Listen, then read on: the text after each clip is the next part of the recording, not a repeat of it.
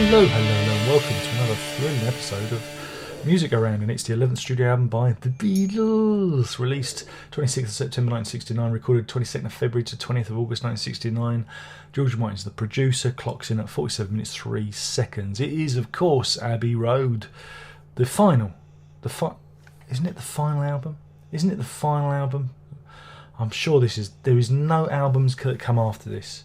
This is the one where they're all crossing the road and Paul hasn't got his shoes on, and that means he's dead. It's that one. It is the Beatles, Abbey Road, again. And so many people have done the sleeve, Red Hot Chili Peppers, Paul McCartney. They've all aped the sleeve. It's yeah. And I like this. It's a fitting farewell. It's a fitting farewell to the band, because you get condensed Beatles. It's condensed, incredibly condensed, and it's also good. It is also good. Starts with "Come Together." Is it I guess it's a call to arms. I guess it's a political song. I guess, and it's rousing. It's a good album opener, don't you think? I think it's a good album opener.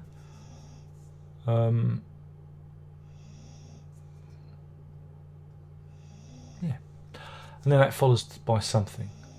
George Harrison, and again, this is George Harrison's songwriting's improved, and I think it's one of his finest hours when it comes to the Beatles. I like it a lot, and that's followed by Maxwell Silver Hammer, which I really like, because I like those staffed McCartney helmed songs. Maxwell Silver Hammer hidden down upon his head. It just makes me laugh. And I remember my nan talking about Silver Hammer. We used to joke about it, so it must have seeped out even into my dear old nan. Oh Darling is all right-ish, I suppose, if you like kind of doo-wop 50s kind of rock. Octopus's Garden. Oh, is there a finer song? It's a Ringo song. He wrote it. He gets the credit. He was on a boat. Whose boat was he on? He was on someone's boat. And he was inspired. He was inspired to write Octopus's Garden. He was with Peter Sellers. That was it. Let's come back to me now. He was on Peter Sellers, as you would. Peter Sellers in the sea, Sardinia, and he was looking, because it was clear, you could see the bottom of the ocean. And he wondered what the octopuses were up to. I love this song. I used to put this song on if there was a jukebox in the pub and it had this on it. I put this on, this and Robert Wyatt's Shipbuilding. It seemed to make sense. They had those two, and I used to put them on, and it used to bring conversation to a halt in the pub. People used to look up, go, what the? And then they get the dose of Wyatt. The weakest song on the album for me is "I Want You, She Said." It goes on 7 minutes 47, goes on a bit. Needs editing, needs pruning. We flip it over. Here Comes the Sun. Again, it's another great Harrison track, and what can you say about it? It's been used in adverts and holiday programs all over the world. It's just a great celebration of moving from that dank, dark British winter into spring and summer. It's a great celebration of the sunshine. Because I Like You, Never Give Me Your Money. Again, it's about dealing with the managers and the various complications they were having within the Beatles. You know the stories. You know the stories of Alan Klein and that, and it's about that. And I like it. It's good fun. Sun King is brilliant, and this is one that kind of not passed me by, but back in the day it was like, oh yeah. And it's only as the years gone by I go, it's Albatross by Fleetwood Mac, isn't it? And it's almost like the B-side of Here Comes the Sun as well. It's and there's some Spanish on there.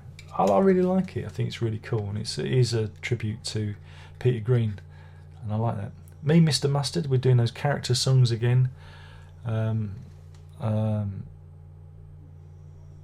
Like Lovely Rita, Meter Maid. So we're me, Mr. Mustard, and Polythene Pam. I mean, you couldn't do Polythene Pam today, could you? They'd all be up in arms. All be up in arms about it. But yeah, you have this lovely run of songs from like Sun King onwards, and they all segue into each other. It's almost like it's a bit prog, isn't it? It's a bit progressive how they run all the songs, and all the songs refer to each other. If you look, and there's musical themes that are in the songs that refer to each other. It's all very clever. So it go, Sun King, me, Mr. Mustard, Polythene Pam. She comes in through the bathroom window. Golden Slumbers, which I just think is brilliant. These are all little nuggets, short little songs, which goes into carry that weight. And these are the songs that I sing loud. These are the Beatles songs I sing loud.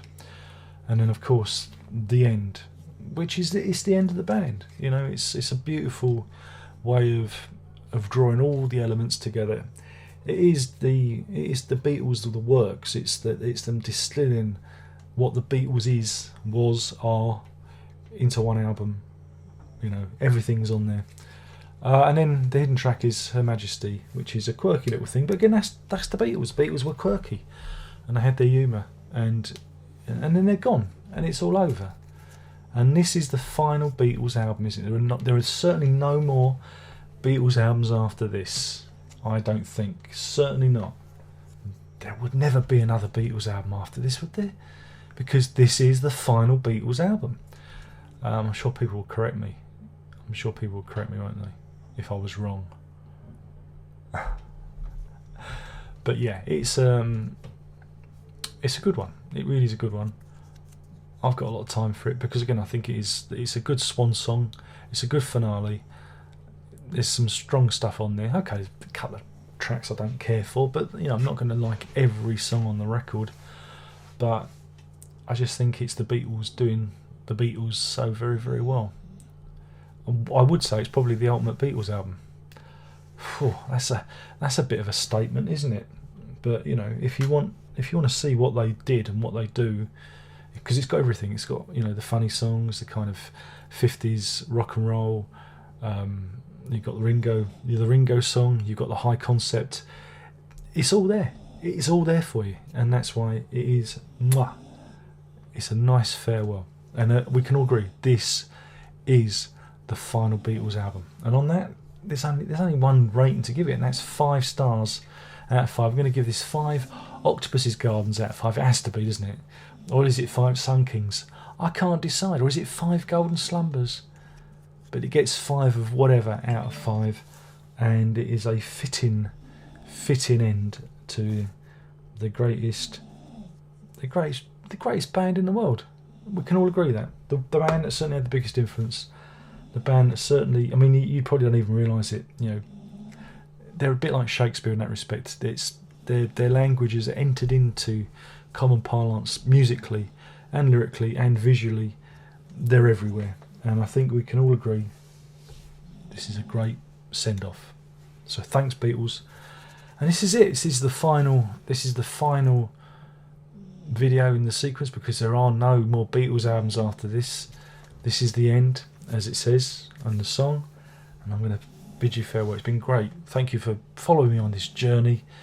My name's been Darren Locke. I've been talking about Abbey Road, the final album from the Beatles. So one more thing I have to say, and that is ta-da.